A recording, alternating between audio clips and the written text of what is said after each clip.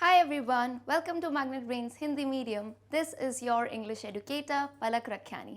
इस सेशन में हम बात करेंगे class 10th English Bihar board की फॉर्म नंबर 8 मार्था के क्वेश्चन एंड आंसर्स की। इससे प्रीवियस वीडियो में हम ऑलरेडी इस फॉर्म का एक्सप्लेनेशन देख चुके हैं। इस पूरे सेशन में आपको देखने को मिलेगा जो आपकी बुक्स हैं पैनोरमा पार्ट 2, उसी में जो क्वेश्चन आंसर्स दिए हैं, इन बिटवीन क्वेश्चंस हैं and even composition. So video के बिल्कुल एंड तक बने रहना ताकि आपके सारे डाउट्स जो हैं क्रिस्टल क्लियर हो जाएं। मैग्नेट ब्रेन्स हिंदी मीडियम एक ऐसा चैनल है जो आपको देता है बिल्कुल ही free plus quality education. And before we move on let me also tell you कि भाई मैग्नेट ब्रेन्स पे आपको मिलती है हमारे ही एक्सपर्ट टीचर्स द्वारा बनाई गई बुक्स एंड ई बुक्स, जिन्हें आप डिस्क्रिप्शन में दी गई लिंक से अवेल कर सकते हैं। So let's begin with the session. काफ़ी आसान है भाई, ये जो पूरा प्रोसेस है पता है हमें क्वेश्चन आंसर्स का कैसे चलता है, क्योंकि ऑलरेडी एग्जाम्स में ये आते हैं तो इनका इम्पोर्टेंस भी उतना ही है। नाउ आप जब अपनी बुक में ये पोम यानी ये कविता पढ़ोगे तब आपने देखा होगा कि पोम पढ़ते टाइम भी कुछ बीच में ऐसे बॉक्सेस दिए गए हैं जिनमें क्वेश्चंस हैं। सो हमने उन क्वेश्चंस को भी कवर किया है।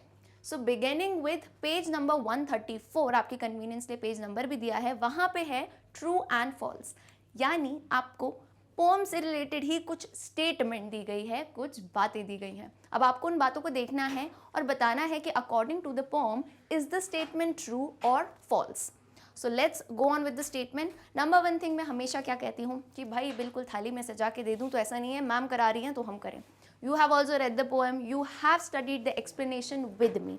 तो आपकी क्या ड्यूटी है, आप जो है पेंसिल से इसे खुद फिलअप कीजिए true and false and then check कीजिए, सो दैट आपको पता चलेगा कि भाई आपको कितना आता है। Number one, Martha tells her stories over and over again, यानी इस पोम में जिस यंग लेडी की हम बात करते हैं मार्था, वो जो है अपनी कहानियां, because she is a story teller, तो वो बार बार बताती है। क्या ये स्टेटमेंट सही है या गलत? So we know this statement is absolutely true, because poem की शुरुआत में ही थी ये लाइनें कि once upon a time over and over again, तो that's absolutely correct. Number two, if one watches her eyes, it seems story is told by her beautiful eyes.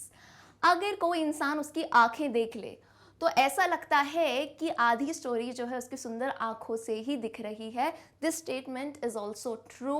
हमने बताया वो इतनी बेहतरीन स्टोरी टेलर है कि आप उसका फिजिकल अपीयरेंस देखो, उसकी आंखें देखो, उसके चिन देखो, हेड देखो, तो आधी कहानी तो वही दर्शाते हैं। नंबर थ्री, हर स्टोरीज व टर्बुलेंट, उसकी स्टोरीज टर्बुलेंट थी, तो ये बात बिल्कुल सही नहीं है। उसकी स्टोरीज कैसी थी? उसकी स्टोरी थी ड्रीम लैंड, फेरी लैंड जैसी, यानी आप एक सपनों की दुनिया में खो जाते हैं, फैंटेसी वाली स्टोरीज थी। So this statement is again false. Number four, she would sit with clasped hands around her neck. अब अगर किसी को आधी इंफॉर्मेशन होगी तो उसको क्लैस्प्ड हैंड्स याद आएगा और वो ट्रू कर देगा। भाई क्लैस्प्ड हैंड यानी हैंड फोल्ड करके उसने रखे थे, लेकिन गर्दन के अराउंड नहीं, नेक के अराउंड नहीं, फोल्डेड नीज के अराउंड।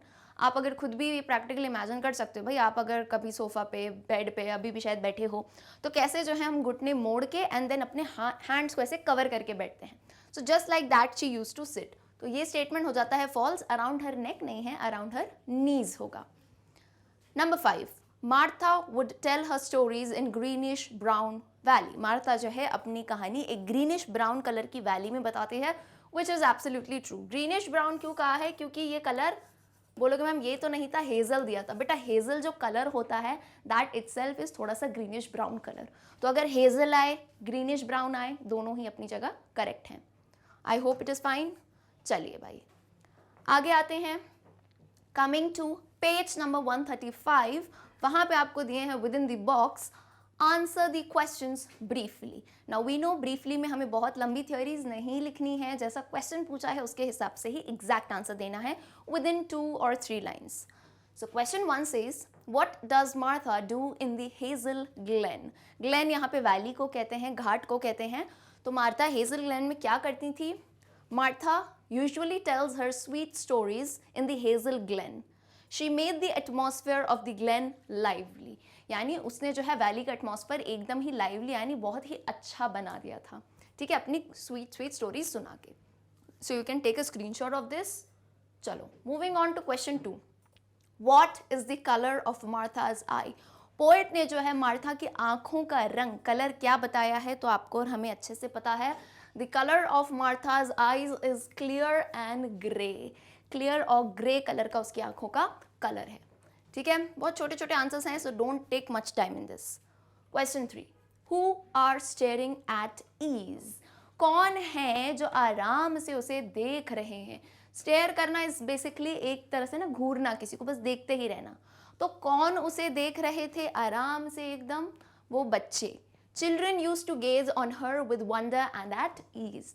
यानी जो पोएट है वो अपने बचपन के दिन याद करते हैं कि कैसे वो और बाकी बच्चे मार्था को कहानी बोलते हुए देखते रहते थे. एट वंडर यानी आश्चर्य से, और एट ईज और बिल्कुल ही शांति से.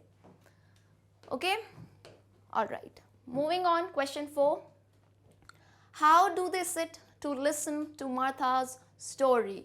अब एक बार तो हमने ट्रू एंड फॉल्स में बताया कि मार्था खुद कैसे बैठती थी स्टोरी बताते टाइम.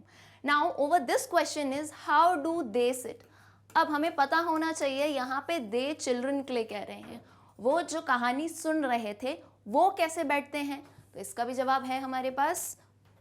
दे यानी children sat down on the earth, यानी अर्थ का मतलब है जमीन पे बैठ जाते थे.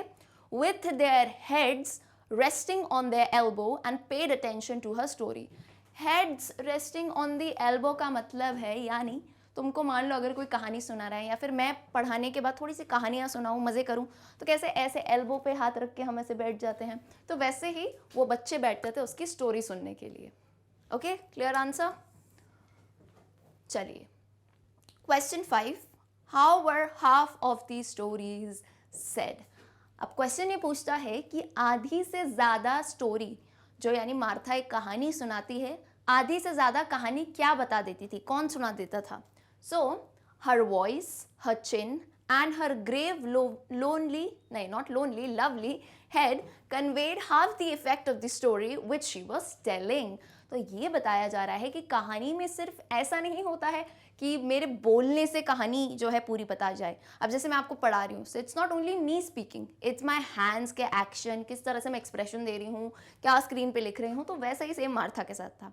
उसकी आवाज़, उसकी चिन, उसका जो है लवली सा हेड है, कन्वेड हाफ द इफेक्ट यानी प्रभाव, स्टोरी का आधा इफेक्ट तो जो है इनकी इस फीचर्स से पता चल जाता था. ऑलराइट, सो आप फीचर्स लिख सकते हो. क्या क्या है features? Voice, chin and her grave lovely head. Okay, now coming to page number 135 पे ही आपको देखने को मिल रहे होंगे fill in the blanks on the basis of your reading of the poem. अब नाउ पोम के बेस पे ही आपको कुछ फिलअप्स करने हैं. पोम में से कुछ लाइन है, तो अच्छे से पोम को पढ़िए and then you will be easily able to fill this up. So चलिए पढ़ते हैं भाई. Like a dream you dream in the night, fairies and gnomes stole out, dashed the leaf green light in the green leaf light, and her beauty far away would fade as her voice ran on. So ये यहाँ पे कुछ कुछ I think words, कुछ कुछ prepositions जो हैं वो missing थे, जिन्हें हमने according to the poem अच्छे से fill out कर दिया है. I hope it is done. बहुत ही छोटी सी activity है ये, shouldn't take much time. Okay. Moving on to the next part, come on to page number 136 where again आपसे पूछे गए हैं कुछ true and false. So जैसा मैंने कहा है quickly से आप खुद solve कर लो and then check out the answers. Number 1, fairies and gnomes stole out Martha's beauty. अच्छा, मैंने वैसे तो लेसन में बता दिया है, फिर भी भाई बता दूँ, ये स्पेलिंग GNOMES है, पर बेटा इसका प्रोनाउंसिएशन में G साइलेंट है, नोम्स करके आएगा इसका, NOMS. नोम्स बेसिकली हिंदी में बौने जिन्हें कहते हैं ना, वो होते हैं, तो नोम्स है इसका प्रोनाउंसिएशन. ठीक है. Fairies and gnomes stole out Martha's beauty, that is absolutely true. Number 2, like a dream her beauty gradually faded away. सपने की तरह उसका जो सौंदर्य है वो भी धीरे धीरे फेड अवे यानी धुंधला होता जा रहा था. That's absolutely true. Number 3, her voice could be heard until hazel and summer sun and other things faded away. True. Number 4, clouds in the sky are on lower height. That is false. भाई clouds तो ऊपर थे poem के according. कोई भी answer अपने हिसाब से मत करना, poem में जो मैंने पढ़ाया है उस हिसाब से. Our hearts are shocked. It is false. Number 6, Martha tells her story today. That is also false. आज की बात नहीं है, वो भैया poet की बचपन की बात है. Number 7, her stories have tranquil effect. Absolutely true, बिल्कुल सही आंसर्स हैं, exactly according to the poem. तो आपको एक्सप्लेनेशन और पोम को बहुत अच्छे से देखना है। डन। चलिए अब आते हैं फाइनली लॉन्ग आंसर क्वेश्चंस पे, यानी जब आपकी पोम जो है ख़त्म होती है तब आते हैं ये आंसर्स। इसमें फ़र्क क्या है, जब भी लॉन्ग आंसर लिखने हो तो आपको अच्छे से पोम का बैक एंड भी चेक करना है कि भाई पोम के पीछे क्या था, आगे क्या था, तो वो स्टोरी मिक्सअप करके आपको लिखनी है अच्छे से, है ना। So it's not like long answer तुम 2-3 लाइन्स में लिखोगे, you need to write in at least a good paragraph. So question number 1 क्या कहता है, डिस्क्राइब मार्थाज फिजिकल फीचर्स। जो पोएट ने, जो हमारे कवि हैं, उन्होंने मार्था के फिजिकल फीचर्स यानी उसका फेस कैसा है, उसका बोलने का ढंग कैसा है, चिन कैसी है, ये सब जो है आपको बताना है। So according to the poem, let's see the answer. Martha is a beautiful lady with lovely physical features. She is described here as very fond of children and they too are equally fond of her company. Fond यानी किसी का बहुत ही ज़्यादा किसी को पसंद करना, या होता है ना बच्चे बचपन में कुछ ऐसे टीचर्स होते हैं, कुछ होते तो बहुत ही ज़्यादा उनसे खुश रहते हैं, उनके ही पीछे रहते हैं, है ना, दीवाने टाइप के होते हैं बच्चे उनके। तो वेरी फॉन्ड यानी उन्हें वो मार्था बहुत ही पसंद थी, यानी उसकी कंपनी में रहना, उससे कहानियाँ सुनना उन्हें काफ़ी अच्छा लगता था। She was a lovely lady with clear grey eyes. जो फीचर्स हमने लिए हैं देखो, clear grey eyes, slim hands, a narrow chin and grave small lovely head. तो ये जो है कुछ फिजिकल फीचर्स दिए थे जिन्हें हमने यहाँ पे मेंशन किया है। Okay, all right, I hope the screenshot has been taken. चलो क्वेश्चन 2 पे आ जाओ। Is this poem like a dream, how can you say that. क्या ये जो पोम है, कविता है, एक सपने जैसी है? अगर हाँ तो आप कैसे कह सकते हो ये ऐसा? तो भाई हम यहाँ पे आंसर क्या लिखते हैं समझना पहले, है ना। पूरा आंसर देखो। No, the poem is not like a dream but its effect is like a dream. Poem एक सपना तो नहीं है, लेकिन उसका जो इफेक्ट है, जिस तरह से वो लग रही है, that is like a dream, है ना। उसका प्रभाव एक सपने जैसा है। क्यों? तो आगे देखो। Children lost all consciousness as it were except that of the dreamy atmosphere of the past to which the stories of Martha related. यानी बच्चे पूरा ही जो है ना अपना होश खो चुके थे, क्योंकि जब वो मार्था की कहानी सुनते थे तो वो पूरा उसी में खो जाते थे। Martha was able to transport her bewitching mode of narration and thus she revived them the glories of the fairyland which were things of the distant past. यानी उसमें इतनी मार्था इतनी अच्छी स्टोरी टेलर थी कि वो बच्चों को वहीं बैठे हुए थे, लेकिन ले गई एक ऐसी दुनिया में जहाँ पे वो थे ही नहीं, फेरी लैंड्स और ड्रीम वर्ल्ड में। तो बच्चे एक्चुअली अपना होश खो चुके थे और वो सोच रहे थे कि वो सच में उस टाइप की जगह पे हैं। The children seemed to have been transported to that distant past and vision of the wonderful land of fairies and gnomes. ठीक है, तो यानी परियों की और ये सब कहानियों में जो है वो उन्हें ले गई थी, इस तरह के पास्ट में वो उन्हें ले गई थी। I hope it is clear. चलिए question 3, how does this poem end. इस पोम का अंत कैसे होता है, कविता का अंत कैसे होता है। So the story of Martha left on the minds of her young listeners. The poem ends with a nostalgia like a story or a past event. तो हमने जब पोम देखी थी तो एक्चुअल में कैसे बता रहे थे कि मार्था की जो आवाज़ है वो भी एकदम फेड होती जा रही है, उसकी ब्यूटी भी फेड होती जा रही है। तो पोम जो है एक नॉस्टैल्जिया इज़ बेसिकली जब हम पुरानी यादों को याद करते हैं। यानी आज अगर आप क्लास 10th में हो तो आप पहले की यादों को याद करोगे, कैसे यार हम फर्स्ट क्लास में थे, केजीज में थे। तो एक नॉस्टैल्जिया टाइप की ये पोम है, पास्ट इवेंट को याद करते हुए। Martha had revived for them the glories of the fairy land which were things of the distant past. तो मार्था ने जो है बच्चों को ऐसी चीज़ें याद दिला दी थी फेरी लैंड की जो एक्चुअल अभी की बात नहीं है, पुरानी बात है, पहले की भूतकाल की बात है। They were almost mysteriously taken to the world of the past and the vision of that wonderland left them mute. यानी क्या, वो mysteriously जो है वहाँ उस दुनिया में ले गई थी उसे, और जो है मतलब एक होता है ना आप ऐसे ड्रीम करने लगो वंडरलैंड की, बिल्कुल ही म्यूट हो जाओ, बिल्कुल ही शांत हो गए थे बच्चे, एंड एक्चुअल में सब वहीं के वहीं ऐसा है ना कि जैसे ट्रांसफ़र हो गए, वहीं के वहीं चले गए हों। Okay, so this is your answer कि पोम जो है हमारी कैसे एंड होती है। Alright, moving to question number 4, do you think that Martha and the children enjoyed the stories. क्या आपको लगता है कि मार्था और चिल्ड्रन को स्टोरी में बहुत मज़ा आया था? खैर ये तो जाहिर सी बात है, बहुत ही मज़ा आया था. इसको हम कैसे लिखेंगे देखो. Yes, I think Martha and the children both were enjoying the stories. Martha was one such storyteller as she knew how to create an atmosphere of make believe. अब यहाँ पे atmosphere of make believe का मतलब क्या है कि ऐसी किसी चीज़ में विश्वास दिला देना जो शायद बहुत पहले की बात हो या सच नहीं हो, तो उसे ही कहते हैं एक बहुत ही अच्छा स्टोरी टेलर. ऐसी कहानी सुनाना कि लोग सही में मानने लगें कि हम उसी दुनिया में चले गए हैं. She was keen interested in telling the story. Keen का मतलब होता है बहुत ही ज़्यादा अच्छे तरीके से, है ना. She takes a keen interest, very much interest. She used her appearance, her tone, her gestures, all contributed to the effect of her stories. यानी उसने ना सिर्फ अपनी जो है कहानी से, लेकिन बोलने के तरीके से, टोन से, फिजिकल अपीयरेंस से, बाकी जैसे नहीं हैंड जेस्चर्स से जो है कहानी सुनाने में जो है पूरा कंट्रीब्यूशन दे दिया ताकि उसकी स्टोरी में ऐसा इफेक्ट आए. The children listened to her stories with full attention. They were enjoying the stories perfectly and were so charmed that they began to imagine themselves in the world of dreams and fairies. So I think kind of कुछ चीज़ें हमें जो है बिल्कुल I think इतने सारे answer पढ़ लिए तो रट जाएंगे कि भाई ड्रीम्स एंड फेरी लैंड्स की बात तो हमें करनी है जब भी इस पोएम की बात आएगी. आई hope it is clear. All right.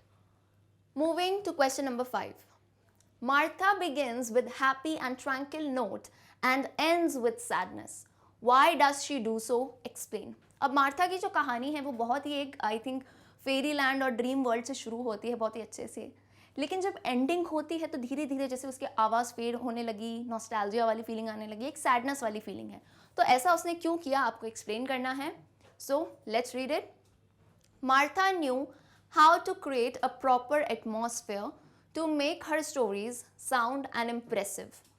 The characters of her stories, fairies and ghosts, seem to appear secretly through the green leaves of hazel trees and the faint passing rays of the sun. यानी ये सब जो बातें हैं हम पूरी pome से कर रहे हैं कि कैसे उसके फेरीज वगैरह आते हैं बिल्कुल लीफी ग्रीन लाइट में रात की, है ना, और जो है धीरे धीरे उसकी ब्यूटी कैसे फेड अवे होने लगी. This is one of the situation of sadness. यानी the second situation of sadness is the misty, faded greenish light in the glen help the children to believe as if actually the spirits and the fairies were hiding behind the tree. यानी ये ghost वाली कहानी नहीं होती, हल्का सा डरा देना कि अंधेरा हो रहा है और आप मान लो जंगलों में हो, लीफी ग्रीन लाइट आ रही है. तो इस टाइप से जो है उसने स्टोरी में बिल्कुल ही इंटरेस्ट बना के रखा. शुरुआत में एकदम खुश कर दिया और एंड में हल्का सा सैडनेस वाली फीलिंग कि धीरे धीरे उसकी आवाज़ जाती जा रही है. ऐसा होता है ना कभी कभार, छोटे भाई बहन हो या छोटे बच्चे हो, तो आप जब बड़े हो जाते हो ना आपको बहुत मज़ा आता है उनको ऐसे डरावनी कहानियाँ सुनाने में, बिकॉज हमें पता है एक्चुअल में ऐसा कुछ नहीं है, लेकिन बच्चों को सुनाने में जो है बहुत मज़ा आता है और हम जो है खुद की तरफ से ही सारे इफेक्ट्स डाल देते हैं उसमें. तो सेम चीज़ जो है मार्था ने की थी अपनी स्टोरी को इंटरेस्टिंग बनाने के लिए. उसे अच्छे से पता था कि मैं शुरुआत बिल्कुल फेरी लैंड में उन्हें ले जाऊंगी एंड देन एंड में आके जो है थोड़ा नॉस्टैल्जिक माहौल कर दूंगी. तो सेम शी डिड एंड यही हमने आंसर में डाल दिया है. ऑलराइट, चलिए moving on to question 6. Explain the mood of the poet when he says our hearts stood still in the hush of an age gone by. तो poet जब ये लाइन लिख रहे थे आखिरी की कि हमारे दिल जो है बिल्कुल ही एकदम शांत हो गए, हुश मतलब एकदम साइलेंट हो गए, of an age gone by यानी पुरानी बात को एकदम सोच के ही हमारे जो है बिल्कुल हम सब एकदम शांत हो गए थे. तो इस टाइम पे पोएट का मूड कैसा होगा ये आपको बताना है.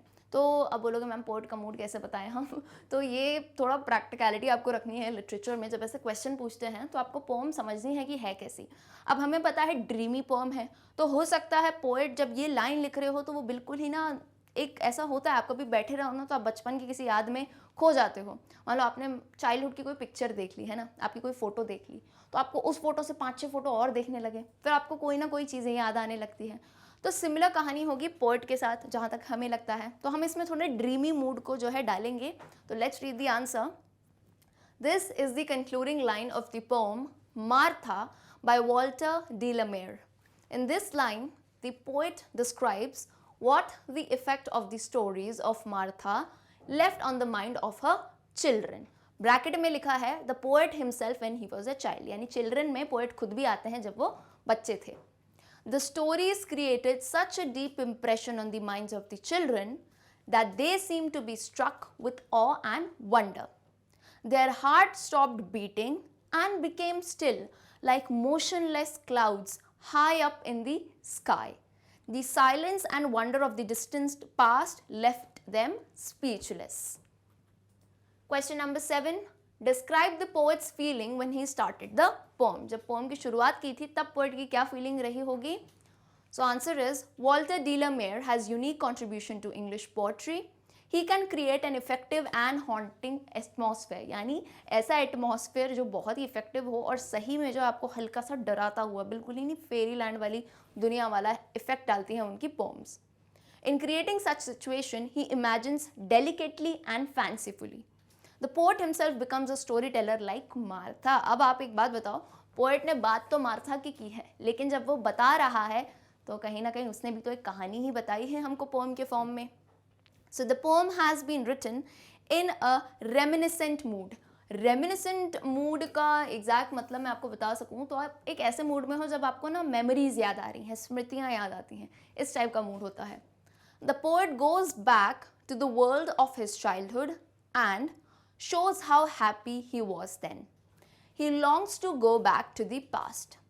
यहाँ पे longs to go back का मतलब है he wants to, he's derivative मतलब बहुत ही ज़्यादा वो चाहते हैं कि वो अपने past में चले जाएं. This shows his love for wonder and fantasy. This is the feeling of the poet when he started the poem. क्योंकि poem के शुरुआत में वो अपनी यादों में जा रहे थे कि कितना सुंदर उनका बचपन था, कितनी बढ़िया बढ़िया कहानी सुनते थे वो. तो reminiscent mood is a good word which you can actually use. Composition. So question answers खत्म होते हैं यहाँ पे. आपकी बुक में ही आगे composition दिया है. What is composition? Basically अपने जो writing skills आते हैं, letter, notice, report, speech, etc. So beginning with the composition, आपके इस part में दिया है number 1, prepare a report on your visit to any hills. तो basically इसमें आपको क्या करना है, इसमें आपको करनी है बेटा report writing. अब report writing क्या होता है? बोलोगे मैम report कौन लिखता है मुझे बताओ, है ना. आपने अगर सुना होगा टीवी वगैरह में कैसे बोलते हैं कि जर्नलिस्ट अपना नाम लेते हैं, है ना, चांद नवाब रिपोर्टिंग. तो रिपोर्टिंग यानी क्या भाई कि आपने जो एक्टिविटी की है उसकी आपको रिपोर्ट देनी है. सो अब यहाँ पे अपन को बोलना तो है नहीं, लिखना है. तो रिपोर्ट राइटिंग में बेसिक चीज़ क्या आती है, हर कॉम्पोजिशन में सबसे इंपॉर्टेंट होता है फॉर्मेट, है ना. एंड नंबर 2 जो है आपको लिखना आना चाहिए. क्या लिखना आना चाहिए? पैराग्राफ. हर जगह पे आपको लिखने तो बेटा पैराग्राफ ही है, तो यानी आपकी राइटिंग स्किल्स अच्छी होनी चाहिए. एंड दूसरी चीज़ कैसे स्कोर कर सकते हो, जैसे फॉर्मेट हुआ रिपोर्ट का, नोटिस का, लेटर का, वो पता होना चाहिए. तो आज मैं आपको बताऊंगी यहाँ पे वेरी इंपॉर्टेंट रिपोर्ट का फॉर्मेट. तो आप जो है अच्छे से लिख के रखना, अपने फ्रेंड्स के साथ भी बिल्कुल शेयर करना, है ना. रिपोर्ट राइटिंग यूजुअली बच्चे भूल जाते हैं फॉर्मेट. अब विजिट टू एनी हिल्स यानी कोई भी जो है पहाड़ी इलाके पे गए होगे तो उसकी आपको लिख देनी है. तो कभी गए हो तो ठीक है, नहीं तो आप बना के भी लिख सकते हो. ठीक है, बोलो मैम हम तो नहीं गए, हम नहीं लिखेंगे, आप बना के लिख सकते हो. So how you begin with it, let me tell you. In the centre, है ना, मैं यहाँ आपको लिखती जाऊँगी. सेंटर में बेटा आपको क्या लिखना है, आपका टाइटल. टाइटल बेसिक होगा, नॉट अगेन बोलती हूँ बहुत बड़े नहीं, सिंपली रिपोर्ट है. जैसे मान लो कोई न्यूज़पेपर आर्टिकल आप खोलते हो, है ना, तो उसमें देखोगे किसी जर्नलिस्ट ने कहीं की रिपोर्ट की है, तो बस एक सिंपल सा हेडिंग, तो यहाँ सिंपल सा हेडिंग लिख दो विजिट टू. जैसे हमने हिल स्टेशन ले लिया Mussoorie, visit to Mussoorie, done, centre पे. अब आ जाओ एक लाइन नीचे on the right hand side. नीचे राइट हैंड साइड पे जब आप देखोगे तो यहाँ आपको लिखना है जिसने रिपोर्ट किया है उसका नाम. सो कैसे लिखोगे, BY बाय, यही वर्ड लिखना है, दुनिया का और कोई वर्ड नहीं लिखना रिपोर्ट में. अपना दिमाग मत लगाना, BY बाय ही लिखना है. बाय अब आगे जो नाम लिख सकते हो, उसमें कोई रोक टोक नहीं है. श्वेता लिख सकते हो, कुछ भी लिख सकते हो नाम. ठीक, डन. चलो ये राइट हैंड साइड हुआ. अब याद रखो इसी लाइन में लेफ्ट हैंड साइड, इसी लाइन में left hand side you write the name of the place from where you are. Like Patna लिख दो, Mumbai, Delhi, anything would work. Okay, now फिर आओ नेक्स्ट लाइन में. ये एक लाइन हो गई, उसके नीचे एक लाइन पे आओ, वहीं पे नीचे ही लेफ्ट हैंड साइड में राइट द डेट. इसी फॉर्मेट में लिखेंगे 25 जनवरी 2022. यानी ऐसे करके मत लिखना, डेट कोई भी लिख सकते हो भले ही, लेकिन इस फॉर्मेट में नहीं लिखना है, ओपन करके लिखना है डेट को हमें. चलिए, so let's see how the report is. Around the 15th of May, Delhi's schools closed for the summer holiday. It was really hot at that time. As a result, my parents decided to visit Mussoorie. The mere concept of traveling to the hills was exhilarating. The preparations were already underway. Underway यानी का मतलब क्या होता है, already चल ही रही थी. Mussoorie is one of India's hill station. It is referred to as the Queen of Hill Stations. It features a variety of lovely spots. We went to see the town the next day after breakfast. देखो कैसे वो report बता रही है कि उसने क्या क्या किया. अच्छा, अब रिपोर्ट में हर एक चीज़ मत बता देना. मैं सुबह 5 बजे उठी, फिर 6 बजे मैंने नाश्ता किया, साथ नहीं. थोड़ा बेसिक आपको शॉर्टन करके बताना है रिपोर्ट को, ठीक है. According to the marks and word limits आपको दी हो. वर्ड लिमिट शायद नहीं भी देते हैं कभी कभी, मार्क्स पे डिपेंड करके. बहुत लंबी नहीं लिखनी है ना, प्रिसाइज करके. सो कैसे बता रही हो वो. We went to the town the next day after breakfast. We went to the Landour and library markets. They were all crammed with visitors from all across the country. फिर नेक्स्ट पैराग्राफ पे हम आते हैं. We went for a walk after lunch along the mall and the Camelback Road. We were enthralled by the vista all around us. The skating rink, which is a hotspot for fashion and color, is worth a visit. We were able to see the Kempty Falls and the snow-capped mountain. अच्छा, कुछ बच्चों का मैंने ये सुना है, बहुत ही अतरंगी डाउट रहता है कि मैम कभी कभार ऐसी जगह पे रिपोर्ट लेटर या बोल देते हैं कि मैम हमने वो सोचा ही नहीं है, देखा ही नहीं है, गए ही नहीं है. नाम पता है लेकिन उसके बारे में नहीं. तो बेटा मेरे इंग्लिश के टीचर हैं, वो इंग्लिश के टीचर ये नहीं देखेंगे तो हमने क्या क्या चीज़ें लिखी हैं. अब वो जाके ये नहीं देखेंगे कि मसूरी में कैमल बैक रोड है या नहीं. सो यू कैन मेकअप थिंग्स. हाँ, कुछ चीज़ें तुमको पता है, जैसे तुमने आगरा के बारे में लिखा है, तुमको ताजमहल पता है, तुमको आगरा के पेठे पता है, ठीक है, कुछ मार्केट पता है, बाकी नहीं पता, बना के लिख लो. अब मैक्सिमम हर शहर में मॉल तो मैक्सिमम होगा ही, मार्केट्स होंगे, कुछ वहाँ की खासियत तो लिख देना, ठीक है भाई. तो ज़रूरी नहीं है एक्चुअल फैक्ट से लिखना है, जितने पता हो उतने लिखो, बाकी हल्के से मेकअप कर सकते हो, ठीक है. चलो. We stayed in a lovely summer resort. The mountain slopes are covered in tall, green trees that make for a lovely sunset vista and a spectacular appearance. The hours of the morning and evening are also very lovely. It takes one's mind off the sweltering heat of the plains. We stayed for a fortnight there. Fortnight का मतलब होता है 14 दिन की बात होती है, उसे fortnight कहा जाता है. Fortnight किसी रात को नहीं कहते हैं. 14 दिन 14 डेज के टाइम को fortnight कहा जाता है. जैसे वीक हफ्ते 7 दिन का होता है, तो फोर्टनाइट 14 दिन का होता है. ये चीज़ बिल्कुल याद रखना है ना. Fortnight is a good word. कभी भी तुमको कहीं भी 14 डेज रेफर करने हो, है ना, तो क्या बोलोगे. जैसे एग्जाम 14 डेज में आ रहे हैं तो क्या बोलोगे, the exam is within fortnight. I unwillingly return to Delhi. My vacation to Mussoorie remains a vivid memory in my mind. Quite simple. देखो कैसे कंक्लूजन पैराग्राफ के साथ एंड किया है. 2-3 पैराग्राफ्स में आप इसे कंक्लूड कर सकते हैं. आई hope the report is clear. नीचे आपको कुछ भी नहीं लिखना है, ठीक है. ऊपर तक ही था जो फॉर्मेट था, नीचे conclusion. Okay, coming on to next, number 2 composition.